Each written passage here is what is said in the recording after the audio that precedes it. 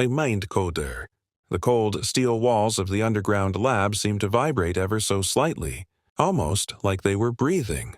The air was sharp and sterile, reeking of disinfectant, but under all that, something darker was lurking. It felt like the whole place was alive somehow.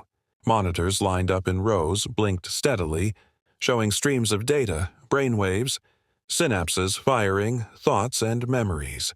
It was as if they were looking straight into the core of a person's soul. And at the center of it all stood the mind coder. This sleek device inside a glass casing, humming softly like it had all the power in the world. When it was first introduced, people were amazed. Dr. Evelyn Marlowe, the genius behind the mind coder, had envisioned a world where trauma was a thing of the past, where no one would suffer from mental illness anymore. The mind coder could dig deep into the brain, reshaping memories, altering feelings, removing the worst fears from someone's life. It was supposed to heal, to change everything. But of course, power never stays pure. At first, the device was only used on those with extreme psychological issues or violent criminals. People came out of treatment quieter, calmer, their anger or anxiety gone. For a little while, it looked like the world might have found a way to erase its darkest corners. But then the rumors started. Whispers that governments were using the mind coder in secret, controlling whole populations, that corporations had figured out how to tweak people's desires, turning them into obedient consumers without anyone even noticing. Governments saw it as the ultimate tool for control. Corporations, always greedy for more, used it to shape minds, making people want things they didn't even need. The medical miracle had turned into something dangerous. No one's thoughts were safe anymore. Your mind could be changed, manipulated, and you'd never even know it. That's when the resistance was born. Caleb's hands trembled as he ran them through his sweat-damp hair. He was pacing back and forth in the dim bunker, his thoughts racing. Once upon a time, he had been a soldier, loyal to the government now hunting him. He had fought for peace, for stability. But that was before he knew the truth, before he found out what the mind coder was really for. Now, he led a small group of rebels, all of them labeled enemies of the state because they refused to let their minds be controlled. "I don't even know if I'm me anymore," Lila said, barely a whisper. She was the youngest of the group, only about 18, but already looked worn down by their fight. She sat on the floor, hugging her knees to her chest. What if they've already changed me? What if my memories aren't even mine? Caleb crouched next to her, giving her shoulder a gentle squeeze. "You're still you, Lila. We've kept you safe. They haven't touched you." But deep down, even Caleb wasn't sure he believed his own words. The truth was, none of them could really know. The mind coder didn't leave scars, didn't leave marks. It worked silently, changing how you thought or felt, and you wouldn't even notice. It could implant a memory or erase one, and you'd never know the difference. "We strike tonight," Caleb said, standing and addressing the others. "No more waiting. We hit the main facility, tonight or never."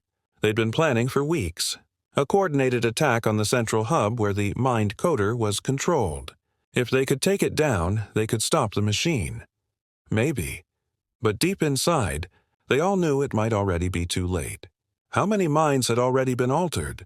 How many people out there were living with thoughts that weren't even their own? As night fell, they made their way through the city's forgotten underground. Above ground, the city was eerily calm. People went about their lives, blissfully unaware that their thoughts were being shaped for them. They worked, shopped, lived out their roles in a society that was slowly becoming mechanical, perfectly orchestrated by the mind coder. The facility came into view, a towering, cold structure of steel and glass. It looked like just another building, but the rebels knew the truth. This was where minds were reshaped, bent. Armed guards patrolled the perimeter, but Caleb's team had learned the layout inside and out. They slipped in through a hidden entrance undetected. They moved quickly through the dim corridors, the hum of machines all around them, flickers of data streaming everywhere. Caleb's heart pounded in his chest. They were close. Just one more hallway, and they'd reach the control room. Then they could shut it all down. But as they turned the last corner, they stopped in their tracks. Dr. Evelyn Marlowe was waiting for them. "I knew you'd come." she said, her voice calm, as if she had expected this all along. You think you can destroy the mind coder?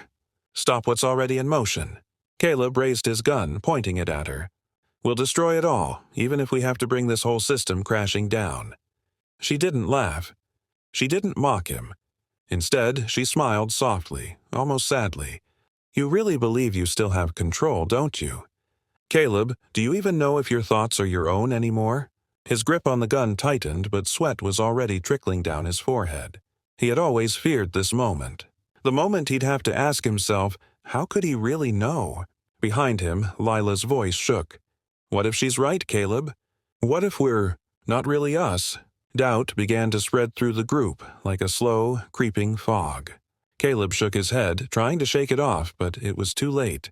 The thought was there now, taking root. What if they were just another part of the system? What if their rebellion had been engineered by the mind coder itself? Evelyn stepped forward, her voice soft, almost comforting. There is no escape. Not for you. Not for anyone. And in that moment, Caleb knew the truth. They had never been free. The mind coder had been controlling them all along. Every thought, every choice had been part of its plan. They weren't rebels. They were pawns. And the machine had already won.